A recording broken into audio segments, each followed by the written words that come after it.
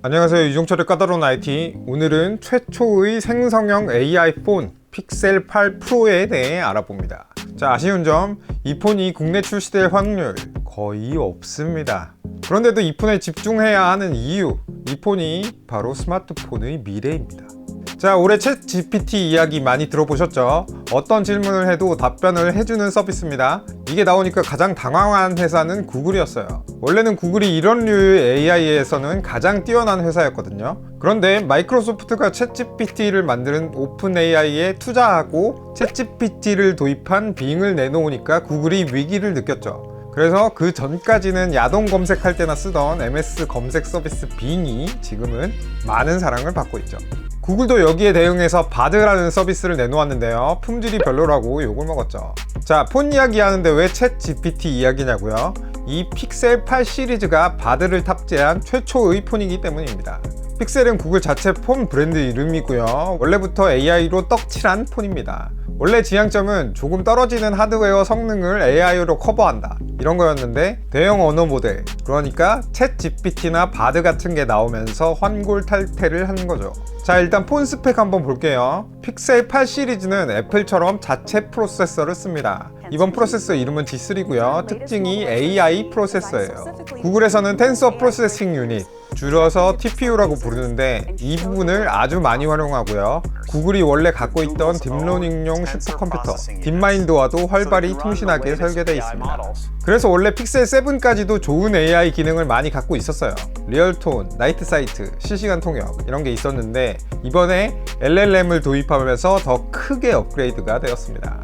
일단 픽셀 스피치라는 기능이 있어요. 음성 받아쓰기 기능인데 인터넷 연결 없이 작동하고요, 여러 언어로 말해도 자동으로 바꿔주면서 인식합니다. 그리고 리얼 얼라우드라고 해서 우리가 사이트를 볼 때 읽어야 되잖아요. 이걸 자연스럽게 음성으로 읽어주는 기능도 있죠. 출근할 때 아주 괜찮겠죠. 그리고 콜 어시스트라는 기능도 있습니다. 누르는 ARS다, 이렇게 보시면 됩니다.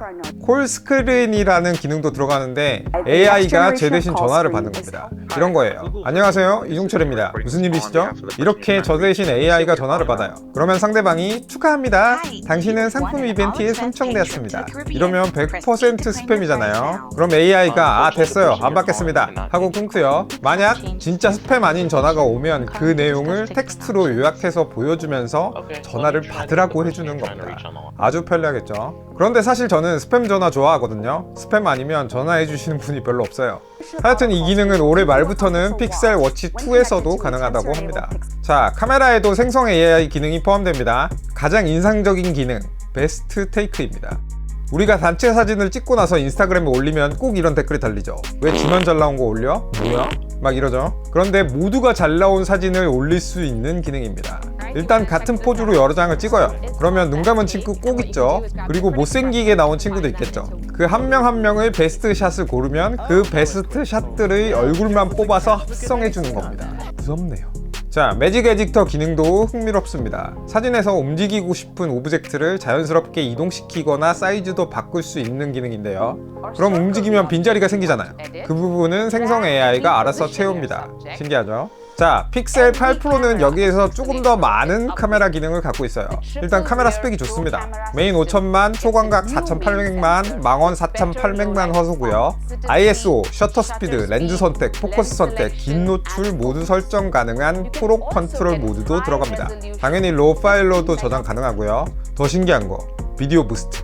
비디오를 찍을 때 노이즈를 감소시키고 화면 디테일을 높이는 기능인데요. 30프레임 1분짜리 영상에 1800개의 사진을 쓰는 수준의 고성능 작업을 실행합니다.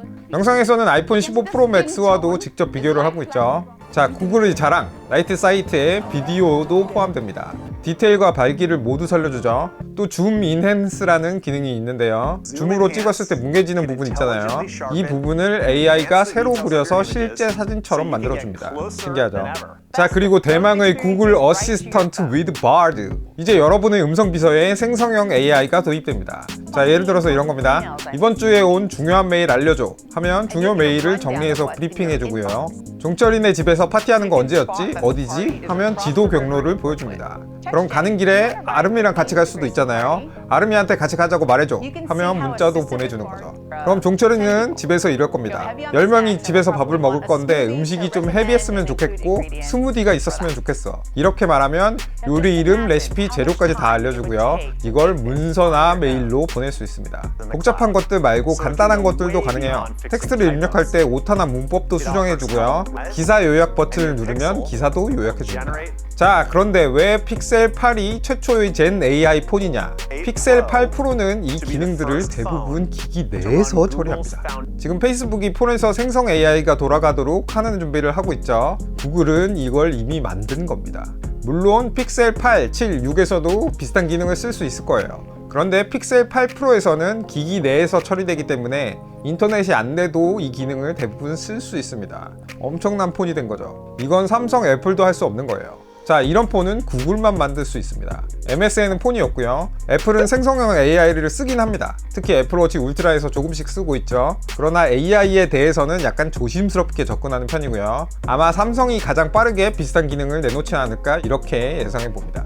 자, 아쉽게도 픽셀 8 프로 국내 정발은 여전히 안 될 것 같고요. 정발이 안 되면 외국에서 사오면 되지 않냐 하면 또 다른 문제가 있어요. 정발이 안 되는 나라의 언어는 저 기능들을 지원을 안 할 겁니다. 그러니까 생성 AI고 나발이고 다 소용이 없는 거예요. 그래서 우리가 저 기능들을 써보기 위해서는 첫 번째, 영어를 잘하거나, 두 번째, 구글이 정식 발매를 하거나, 세 번째, 삼성이 빨리 비슷한 기능을 넣는다. 이런 세 가지 옵션이 있겠죠. 저는 세 번째가 가장 현실적인 선택이 될 거라고 봅니다. 자, 이제 스마트폰이 거의 모든 걸 알려주는 시대, 자비스처럼 구는 시대, 코앞까지 왔습니다. 우리가 당장 써볼 수는 없지만 구글 픽셀 8 프로의 신기능들 주목해 주시고요. 어서 빨리 우리도 그 기능들을 쓸 수 있도록 삼성이 많은 노력을 했으면 좋겠습니다. 자, 그럼 AI가 제 대본도 써주는 그날까지 구독, 좋아요, 알림 설정